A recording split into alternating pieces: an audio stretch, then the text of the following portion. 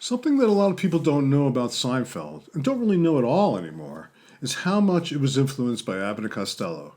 Jerry and George's dynamic, to a large degree, was a postmodern version of Abbott and Costello. I'm not talking about the movies here, I'm talking about the TV series, which played all the time forever in New York, in which they played two broke down and out, middle-aged, lazy schemers, always trying to avoid work and responsibility, and if possible, take the easy way out, and having it always backfire. In fact, to a large degree, Kramer was their Sidney Fields, the landlord, or in this case, the next-door neighbor, who constantly intruded upon their lives. And Elaine, of course, was Hilary Brooks. We rarely discuss this with Jason or Michael or Julia, but Larry, and particularly Jerry and I, reveled in discussing Abbott and Costello. And Jerry loved playing Bud Abbott because he was such a straight man. In these postmodern, almost anti-comedy terms, he became funny.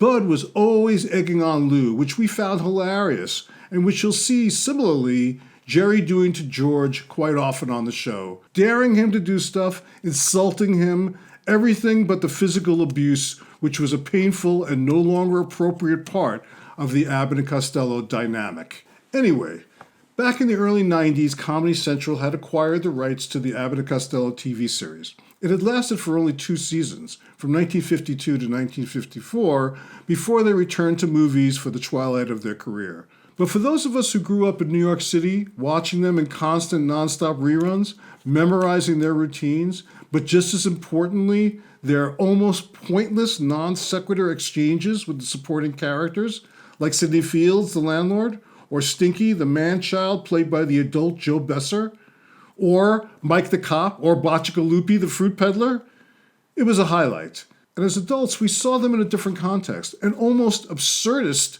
nihilistic reality of post-war, post-atomic bomb America, kind of like a sitcom written by Samuel Beckett or Ionesco. We were deconstructing the series before we even knew what deconstruction was. Comedy Central decided to introduce the series by running them as a marathon and asked Jerry to host between episode segments, bumpers I guess they were called, in which all of this could be discussed. In turn, Jerry asked the great comedian Larry Miller and I, both Abbott and Costello aficionados and connoisseurs, to join him. We actually filmed it in the pool area of Bud Abbott's house in Studio City, a house he lost to the IRS in the late 50s. So, sans the actual episodes themselves, here's Jerry Seinfeld, Larry Miller, and myself from Bud Abbott's backyard discussing and enjoying and laughing and remembering one of our most seminal and most influential TV series, The Abbott and Costello Show. Hello, and welcome to Abbott and Costello Meet Us Three Guys. I'm Jerry Seinfeld. This is my good buddy Larry Miller, comedian and person who I know. And this is Larry Charles, supervising producer of The Seinfeld Show, on which I have made many appearances. We are here today to celebrate the work of Abbott and Costello. We are at Bud Abbott's house that he bought in 1941 and lived until 1959. And we're going to watch 20 episodes of the classic Abbott and Costello TV show with you. And it's worth saying that we, as kids, no kidding, and then as we got to know each other as friends and colleagues in this business, just adore these guys. If you have any interest in just really funny stuff, watch these. If you have any interest in being a performer, this is like going to college for you. Watch these guys closely. It's very silly, very funny, and a lot meatier than you may think. And we're going to try to focus in on the TV show here and show some of the distinctions between the TV show and the movies, because there's a big difference. There's like a 20-year difference sometimes between what they were doing in the movies in that era and the era of the TV show, which is the mid-50s. And maybe we'll be able to highlight some of the various aspects of the TV show that were sort of distinctive and unique. Okay, we're going to start with an episode called The Drugstore. And as you might imagine, it involves a drugstore. And they need jobs again.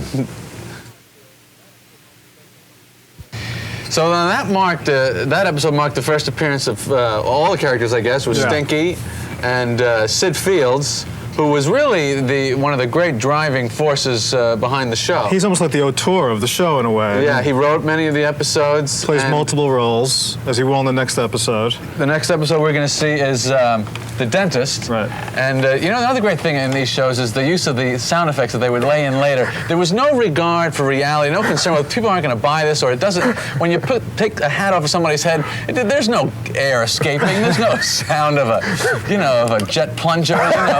And it's hugely funny. I mean, people may not even notice it. We didn't the first couple of times, but whatever they do, they take a hat off, they pull something out of a pocket, and you'll hear or something. Yeah. But I would suggest the honesty comes in them saying to the audience, we're just going to be funny now. Right. That's all we're about. We're Right. about being funny. We're not going to try to present some kind of realistic thing. It's going to be absurd, but it's going to be funny. And that's what they're telling the audience. And that's real, and that's still honest, and that's still vital even today. I think that's one of the reasons that the show still works, actually. One quick There's no thought pretensions about it. Yeah. One thing we discussed last night, which is that in those days, in movies as well as on their show, there was no problem with saying Joe Besser is a little boy. Yeah, Dress him as a little boy. He's a 57-year-old man on the show, but it doesn't matter. Right. If you just say he's a little boy, the audience will buy it and laugh. That's right. So this is the dentist, and watch for Sidney Fields taking off Lou's hat in the dentist office. It's a very unusual sound. Welcome back to Abbott and Costello Meet Seinfeld. I'm here with the two Larrys, and we have just enjoyed watching the dentist's office, where when Sid Fields took the whatever that thing, I don't know, in the toothaches in the early part of the century. How did that help? Yeah, you had to wear a thing around your head for some reason. There was no It was barbaric, really. Yeah, That was International Semaphore for Toothache. Yeah. That's right. All right, so this episode coming up now is the jail, which is really a classic. You shouldn't miss this one. If you only see one, this is the one you've got to see because it contains the classic Niagara Falls routine, probably the most famous vaudeville routine that is in these episodes. Performed expertly by Sidney Fields again. Right. Showing off his versatility, playing two roles in this episode. Don't also miss he's the attorney where he does the whole slapping the writ thing also, with his plan for how he's going to get Lou out of trouble with the bucket. So First, I slap on a writ of habeas corpus. That's right. They were always barraging him with all sorts of technical terms that he could never comprehend. And leading to a huge joke of all these writs, and he just says, well, I just like putting on the writs. Right. And it sounds goofy as a play on words, but with their undeniable rhythm, trained in vaudeville, it's hugely funny. And Lou is kind of the sane man and the straight man in this also. I mean, and Sidney Fields is really playing off of him as the straight man, which is kind of interesting. But listen to how beautifully written the Niagara Falls routine is. And also watch for Mike the cop. I was just going to say. On the strangest beat in the police world. Right, wandering through Lou's backyard. That's his beat. Hi, welcome back to Abbott and Costello Meet Seinfeld. I'm Jerry. I'm here with my buddies Larry Miller and Larry Charles. You just enjoyed watching The Jail. Speaking of the pitiless rays of the tropical sun, we're here at the backyard of Bud Abbott's house. And we're getting ready to watch now the Army Story. The Army Story, which has some wonderful work by Hilary Brooke. Right. One of our favorite characters in the series. And a great enigma. yes, an odd, sophisticated, tall ingenue who somehow fell in with these two ne'er-do-wells. She had 3 inches on Bud Abbott. That's right. And also, folks may know from movies like Jane Eyre and The Enchanted Cottage. She's a terrific actress, actually, and wound up, we don't know how, through what agency, meeting there, yeah. Suddenly, you're working with Orson Welles, and then you're saying, hello, Lewis.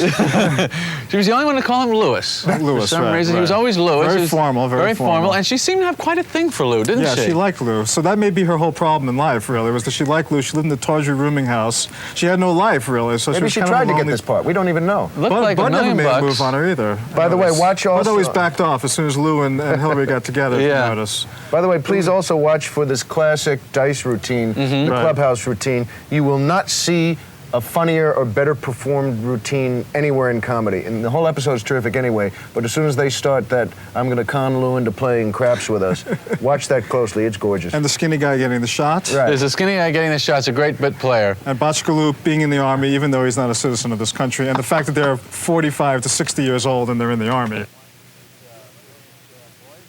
We hope you're enjoying watching these brilliant boys. They are the boys, by the way. That's the great thing. Fields always calls them, you know, you boys need to... And they're partners, too. Yeah, they're partners. They live in the And rooming they're house. roommates, but nothing's ever mentioned about that. Yeah. Well, there was no need to mention It was okay. Yeah, that was normal. That was a completely... Right, you have a partner and a roommate. Today, there would be a slightly tawdry aspect put in on that, but in those days, you could just be... It was normal. It was as normal as having a 60-year-old man in shorts called Stinky. Right. I mean, it was That's all right. normal, apparently.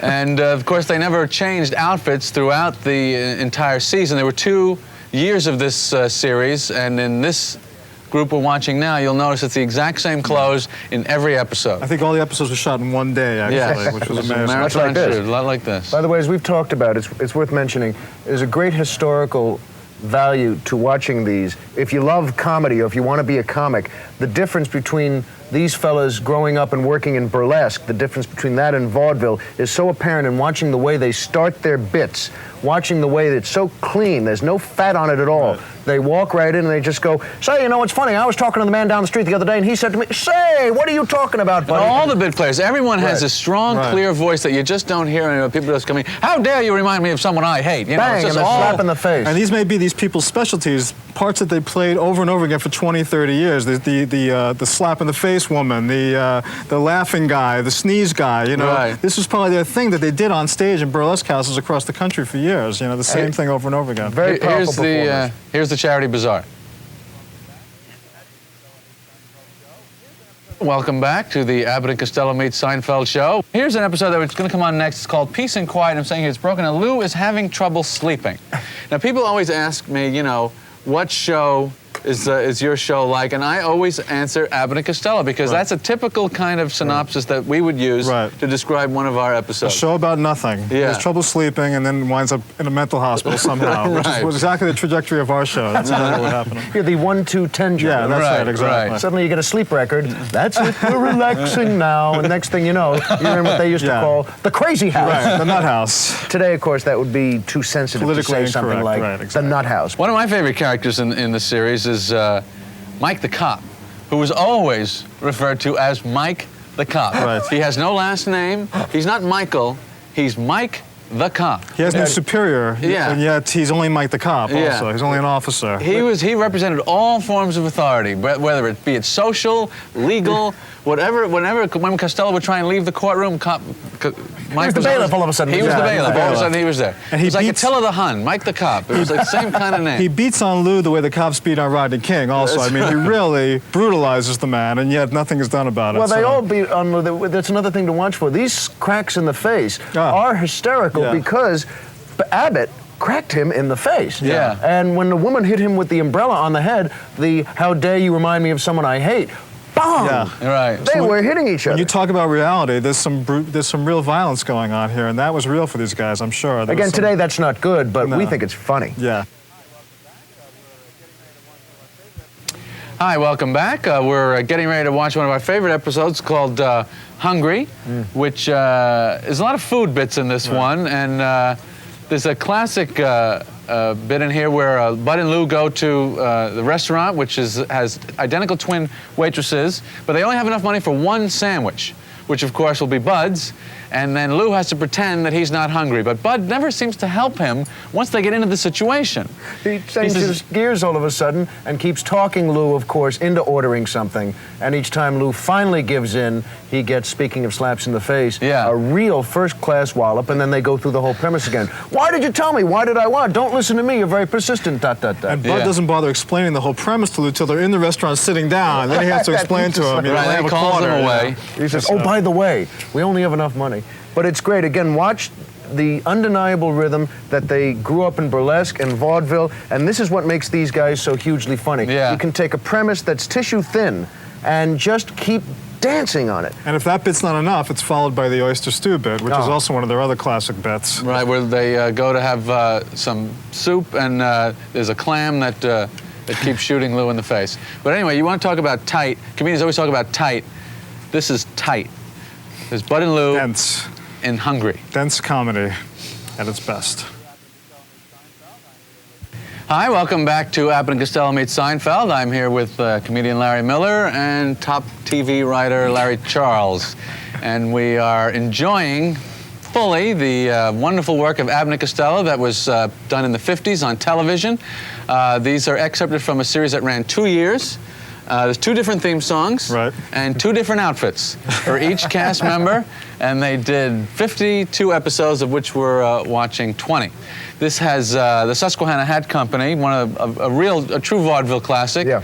And located at 222 Flugel Street. That's right. Should be pointed out, I think. And again, it's the bit players that really make this bit fly. I mean, there's people coming in off the street here. They just walk in. They've been rehearsing this their whole lives, and they do it on TV. That's what's so real about it, though. Also, in a way, it's like urban chaos. I mean, it's like being in a city street. Even though it's completely an absurd situation, it's like walking down the street. You have crazy people constantly, confronting you and being very aggressive with you. It's like walking down any street in America, really, in a way. So even though it's completely insane, it's very real at the same time. And in line with this company of players, remember, these were the days in show business when people could be the laughing guy. They were known as the thing they did. Right. And that phone call, the Alexander 4444 phone call. This is a really... There are 4 people in a row who walk into that scene and just hit bang, the ball bang, right out of the park. Bang. Here it is. Go ahead. Bud and Lou getting a job. Hi, welcome back. Jerry Seinfeld here with Larry Miller and Larry Charles, enjoying a little afternoon A&C. Hope you're enjoying along with us.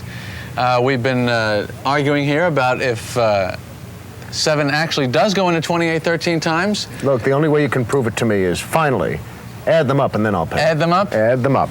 I'll give you twice the money. You know, Sid Fields, we've been talking, we watched a bunch of these last night, and we've been watching them along with you, and we just keep going over about the performance of Sidney Fields. This was his big break, in a way, and he really made the most of it. I mean, he steals a lot of these shows right out from under Abbott and Costello sometimes, playing multiple roles, his energy level. It's a whole different layer. It really makes the shows really work a lot of the time. And it's just the tip of the iceberg of a community of players in vaudeville and burlesque that we never got to see, and this is really the last bit of it that you still can see the material and some of these great performers. So it's like archival footage in a way, to a large degree. We have to mention very quickly that this next episode contains the classic of all time, one of the finest comedy routines in writing and performing, the Who's On First baseball routine. This literally broke them through on the radio shows and then in the theaters all around the country. I mean, it's so funny. You're going to watch this, you've seen it a million times, and you'll laugh again. Who's On First? Hi, welcome back. Jerry, Larry, and Larry watching a little Bud and Lou with you. And we hope you're enjoying as we are. We were just discussing the police show, which is coming up next. It's called Police Rookies, where Bud and Lou enroll in the police academy. And that great coda at the end when Bud comes out. And of course, there's a lot of silliness with the cops and making fun of cops. But to show you, we're just talking about this when the different mood of the country, that Bud comes out and makes a curtain speech at the end that's saying, hey, we've been kidding around, but and they're very conscious of the kids in the audience. The kids, all the little children. Right. That, we've been teasing the police, but, kids, and he looks right at the camera, when you'll see, when you go up to a policeman, if you get lost, remember, he's your friend, and shows you, it's a very sweet little thing. Very 50s. Very different than now. Yeah. But that's sort of indicative of how different Abbott and Costello how far they had come from their origins in the 40s and the movies. I want to say one thing about Who's On First also. That I was thinking that they were kind of branded as lowbrow, like Who's On First, lowbrow. But if Ionesco or somebody had presented that in a play, it'd be considered avant-garde, Right, the misdirection of it based on the shallow premise, but it was... The absurdity of it was, right, exactly. So. Again, there's nothing low about a laugh, whether it's slipping on a banana peel, as we know, or watching any kind of Paddy Chayefsky play. It's all, but if you laugh, it's you're great. also getting a chance to see that in a different context, how the material is different also. Like in the 40s, coming out of World War II, Abbott and Costello represented kind of hope, So here they are, Abbott and Costello, the police of rookies.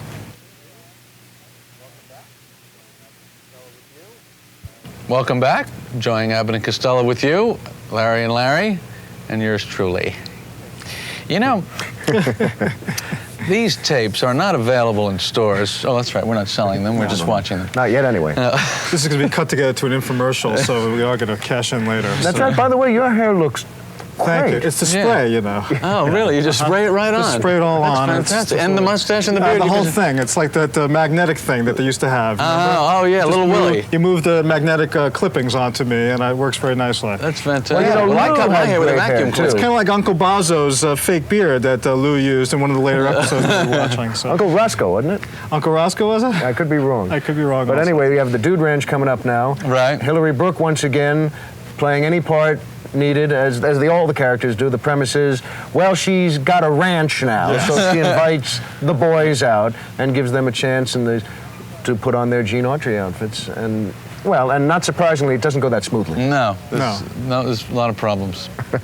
But they were able to really to take any situation, it seemed, and you would just put them in it, and they were. Isn't this, by the way, where they have, we haven't seen it yet, but isn't this the mutter and fodder thing with the horses? Right. Could Another be. one of their misdirected word bits of the, that they, do as well as Who's On First. So here's Bud and Lou with the Western Story. Hi, Jerry Seinfeld back here with Larry Miller and Larry Charles, enjoying the amazingly durable comedy of Abbott and Costello, which was this. Most of the stuff you're seeing now was filmed in 54 and 55, so we're watching it 40 years later and still laughing.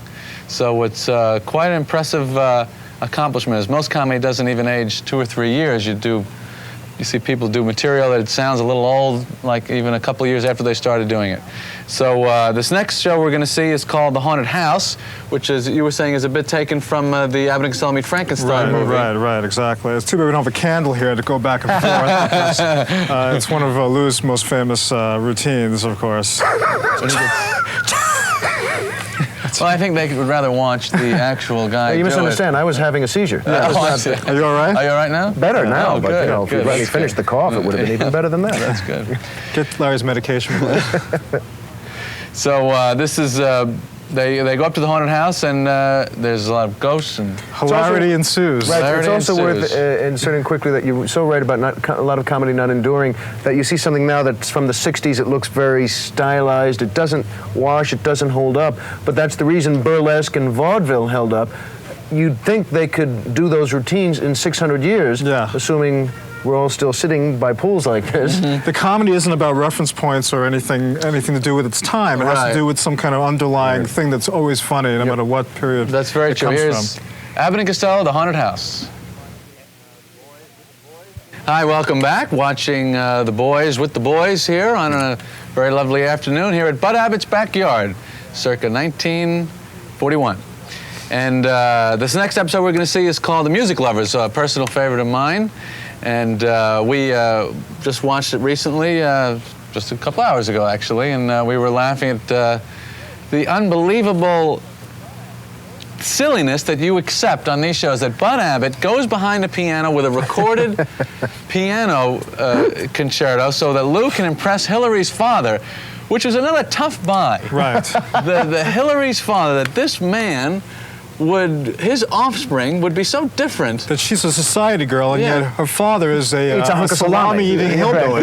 Yet somehow they're related genetically. It doesn't make any sense. And we were just also saying Defies science, we wanted to mention It's beyond science. Joe Kirk and his great work as Bachacaloon and a number of other characters. I think it was Mr. Bachacaloon. Well, he owns a record store here, and he's a man of many interests. So he has a restaurant and one of the other. And a very excitable fellow, a very short fuse. And it didn't take much to set him Well, up. you would be mad too if someone broke a very expensive record in your store. That's right. The way Lou does, accidentally hitting it really against blame the him. cash register. How do they get those records to just explode like that? They would just touch him on the head, and they would just absolutely break him They with dipped thousands them of pieces. into liquid nitrogen, apparently, first. You can't do that with a CD, by the way. No, you can't do it. That's why that kind of comedy is dead, unfortunately. So anyway, here's a real classic, Abbott and Costello, The Music Lovers. So, do you know how Cavalier Rusticana goes? In fact, the piece, also there are several of them, oddly enough, and the piece played at the end of Raging Bull is a Cavalier Rusticana. It's a beautiful piece of music. And by the way, that Chopin Etude, which is what it was, is an extraordinarily difficult piece to play. Lou plays it so well, doesn't he he? does, especially with his feet and the side of his head. Yes. But that version, if you know that piece and you love it, that version on that record is one of the greatest I've ever heard. And I always, when I see that episode, no kidding, I want to know, I wonder who was playing that. It's a great version. Okay, you're right, it is. If you stop and think about that, dun, dun, dun, it's gonna go all the way down to the keyboard. It's very up-tempo, and the guy is great. And Well, let's call a bunch of loose record stores and see if we can find out. So coming up, some we have meatballs for us. I'll have a single meatball waiting for us when we get there. Now, When this he is- pushes them, we've been just talking about this afternoon. When Costello has to get back to the piano, and he pushes Harry off, Brook. he decides Right off the chair. somehow that'll speed it up. Yeah. If he pushes them off, Oh, the confuser long Throw enough them off, so that throw them they won't off. notice he's That's not right. playing. That's they right. won't notice that he's not playing. And why Abbott couldn't stay awake for just a few minutes? You'd think with 5 minutes he could stay awake, he Yeah. could force himself, but maybe he had a problem at that And time again, as that we we've don't said, in know all about. seriousness, when you make that buy, though, they're so good. Yeah. And so organically funny. When you just make that buy, Yeah. it's just joy to watch. Don't forget all the money that was spent on singing lessons also before they found out that Hillary's father actually liked a piano player more than a singer. Coming up, the Hillary- birthday party. Hillary's birthday with Abbott and Costello. We'll watch it with you. Hi, welcome back. Jerry Seinfeld here with Larry Miller and Larry Charles in Bud Abbott's backyard, enjoying a little evening A&C. This next episode you're going to see is called The Politician, and once again, Bud has promoted Lou to seek public office. Bud never once considers a job for himself, something for himself. He completely takes advantage of this arrested development human. I mean, what is with Lou that he never seems to mature? Well, I think a lot of it is guilt about having been a bad boy. That's right. Well, and So much of the Bud's very time. passive-aggressive also. I mean, he was in desperate need of therapy, obviously, at that time, and a 12-step program, too. Oh, probably. good. Yeah, that'll. Can you imagine that kind of consciousness we have today? Yeah, Would yeah. have just destroyed this gorgeous kind of comedy. Well, their whole dynamic, right, would have been dysfunctional by today's Yeah. terms, actually, so... You know, the other thing we were talking about is how they did this show for a couple of years and then just kind of abandoned it, weren't interested, had no sense of what the power of a television series could be. They wanted to be movie stars again, probably. They went back and made a couple of movies after the show that were not that good, financial yeah. successes. Dance with Me, Henry, and I think Abbott and Costello Go to Mars, I think were made after the TV show. But in a lot of ways, this stuff is better because it's all some of the best stuff from the movies condensed into this short form, basically a two-reeler. Quick word on this, just watch for, on this one coming up, The Politician, that great routine where Lou winds up taking all his clothes off with the young girl who's very crying about her father. Right. Bud and Lou, The Politician. Hi, welcome back. Watching Abbott and Costello. This next one you're going to see is called The Wrestling Story, and it features Stinky, who was played by Joe Besser, who I'm sure many of you will recognize from his later work with, or I guess it was earlier with the Three Stooges. Yeah. I'm not sure. No, it may have been later, actually. I'm not sure exactly when it was. Chimp he came may have back in been after shuttling back Curly's and death. forth, actually, at that point. Well, Chimp came in after Curly's death, but that's another 10-hour special. I think. Yeah. But he was really a particularly malevolent character in these shows. I Yes. mean, we were talking earlier about that one where he's trying to get Costello to stand in the street because he knows a car is coming. Yes. By the way, it's worth mentioning. There's a hit. He puts a hit on Lou. That's all to me in my book, The Dark Side of Stinky, coming out of the fall. So You know, it really is worth mentioning once again, we mentioned it earlier, that in these days of movie making, and especially this being Abbott and Costello, there was no problem worrying about, well, what if he doesn't look like a little boy? Yeah, Right. how They were could he play perfectly a- willing yeah. to tell the audience, he's a little boy. Yeah. All right, he's a 59-year-old man in a little sailor suit. But once you buy that, it's just great comedy, and audiences will buy it. And I think they'd still buy it today. You don't have to have, now when they make a movie, obviously, they'll have 9 hours of Right. makeup before shooting Right, starts right. to make him look like an old man. But Well, that was what made this show great, because it was so slapdash and so kind of loosely done. Right. You know, I mean, if it was a movie, I don't think that's why this show falls in a certain range of their work. It's not the movies, it's not the stage work. right. It's It's a a wonderful synthesis. synthesis of all of them. So here's Abbott and Costello in. the wrestling match. Thank you, Larry. Hi, welcome back. We're watching Abbott and Costello with you. I'm with Larry Miller and Larry Charles. And now we've discussed the absurd Hillary Brooke relationship with Lou, her father, Mr. Botchagaloop, Sidney Fields, the characters he plays. But truly, the most bizarre addition to this entire series was the idea of Bingo the Chimp. That's right. That these two guys who literally did not have a quarter for a sandwich would adopt, not as a pet, but as a son, a chimp. And he's. And I'm sorry. Go ahead. No, go ahead. It's in that era when it was really funny to dress a chimp up. Yeah. Put him in pajamas or clothes, a little sneakers. Well, he was often dressed as a miniature Lou Costello. Right, with Yeah, the that's derby right. hat But on. they were humanitarians. This is why they did it. Despite that they had no money themselves, yet they had to give their hearts to a little chimp. I think that's kind of sweet. What was isn't the story meeting there where they said, why don't we just put a chimp in the show? it? I think they want to do kind of a Joseph Conrad Hearts of Darkness thing. I see. Because there's the second part of the chimp episode is when they actually go to try to find, as we know, Bingo's father in Africa. Bingo's father, yes. Yeah, Bingo's father in Africa. So Because they kinda Bingo was lonely. It's like an apocalypse now for Abbott and Costello. So A journey they back go up down the river. That's Yeah. right. That's right, where they go to find Bingo's father, who is a gorilla, really one of the worst gorilla suits ever True. constructed in all of Hollywood history. Which, of course, makes it even funnier. I think Yeah. it's the only gorilla suit. There was the one that was used in the Bowery Boys and everything else. It's the same gorilla suit. Same gorilla suit. Somebody rents that suit out. To this day, you can still rent that suit. And if they've you got want it in this episode. Abbott and Costello, the chimp. Hi, welcome to Abbott and Costello Meet Seinfeld. There's a fascinating story about Bud being shanghaied, which he went into a bar in Brooklyn Apparently, yeah. He and was hit over the head. He was a teenager. Right. This is around 1910 in the Red Hook section of Brooklyn, in days when that used to happen. that He was- stopped in for a quick beer you could get when you were 14 or 15, and stopped in at lunchtime and When he got woke up. whacked on the back of the head and woke up on a tramp steamer. That's right. And was away for 4 years. No telephones, obviously. Couldn't call home. Mm-hmm. And he was, in that old phrase, shanghaied. And you wake up on that tramp steamer, and the next thing you know, the guy says, bring the coffee to the captain. Yeah. And you do it, and it took him those 4 years to get back and walk in and say, hi, Mom, I'm back. And that's Yeah. where he got his coffee bit from being on the train. Enjoy your coffee. Enjoy your coffee, Captain. And interestingly, came back on the very same boat. Right. He had a book passage and came back on the same boat. But they certainly took the roller coaster ride of life. I mean, starting out the way they did, and in burlesque, and Yeah. into vaudeville, into movies, into television, and dying penniless. Well, no, Lou had some money at the I end. suppose so, yeah. I'm sure he had something. And but it's interesting, though, that with all the competition in burlesque and vaudeville and everything like that they managed to find each other and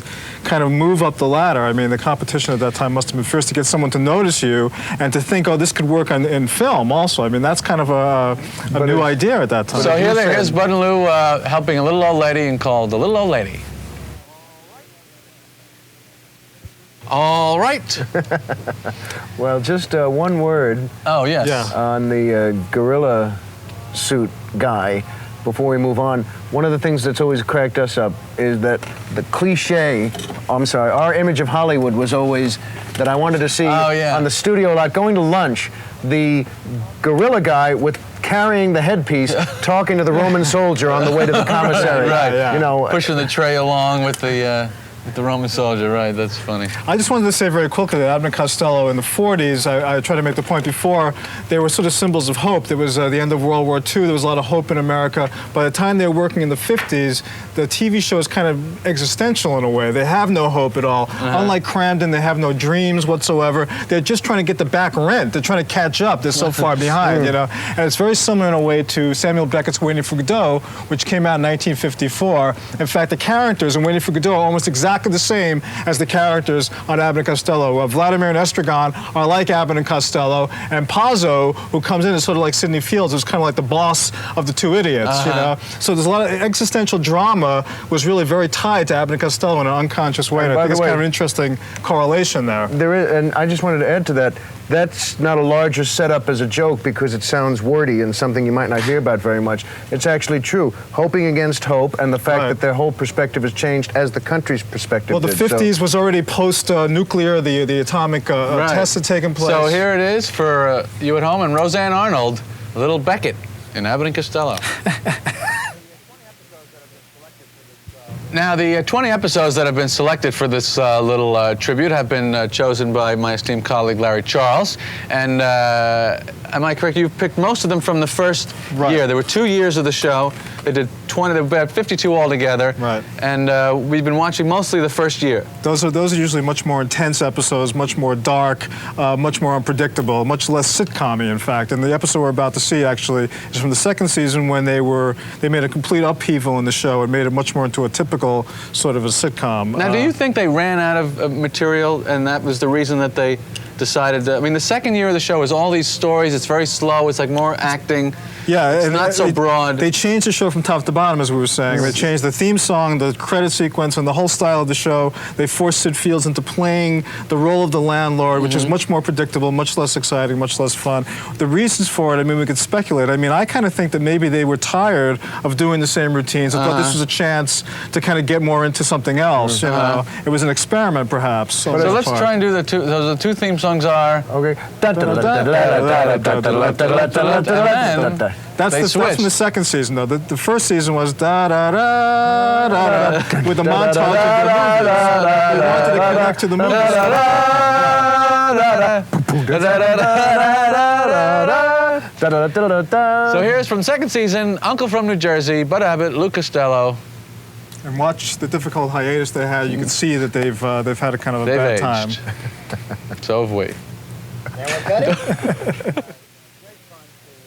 Well, it's been great fun to sit here and talk about Abbott and Costello. Actually, the whole genesis of this thing is that a lot of times Larry will come down to the set of the show and we're filming and we'll all sit around. And the number of times that we sit around and talk about Abbott and Costello, it's really been great to do it here for the fans. And we hope you've enjoyed it. It's been a privilege for us to pay homage to these people that really kind of started us on our way, and not only stylistically, but just for making us laugh so much as kids, and it's really been a pleasure. So from Bud Abbott's backyard, here at Comedy Central.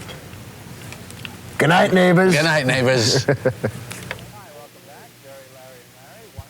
Hi, welcome back. Jerry, Larry, and Larry, watching Little Bud and Lou with you.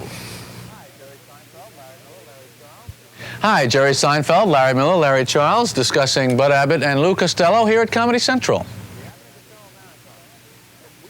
The Abbott and Costello Marathon. If we weren't in it, we'd be watching it. Watch Abbott and Costello meet Seinfeld this Sunday at noon, only at Comedy Central. The Abbott and Costello Marathon. If we weren't watching it, And getting paid. we'd be doing something else. And getting paid. Watch Abbott and Costello meet Seinfeld this Sunday at noon, only at Comedy Central. The Abbott and Costello Marathon, one of the only marathons you can do on your big fat ass. Watch Abbott and Costello meet Seinfeld this Sunday at noon, only at Comedy Central. The Abbott and Costello Marathon, the only marathon you can do on your big fat bazoo. Watch Abbott and Costello meet Seinfeld tomorrow at noon, only at Comedy Central. Hi, I'm Jerry Seinfeld. Join me along with my good buddies Larry Miller and Larry Charles at the Abbott and Costello Marathon here at Comedy Central, Sunday, September 12th, with Bud Abbott, Lou Costello, Stinky. Sidney Fields. Mike the Cop, Bachagaloop. Hillary Brooke, Hillary's father. Bingo, The two waitresses. and Bingo's fada, right here at Comedy Central. Watch Abbott and Costello meet Seinfeld September 12th at noon, only at Comedy Central.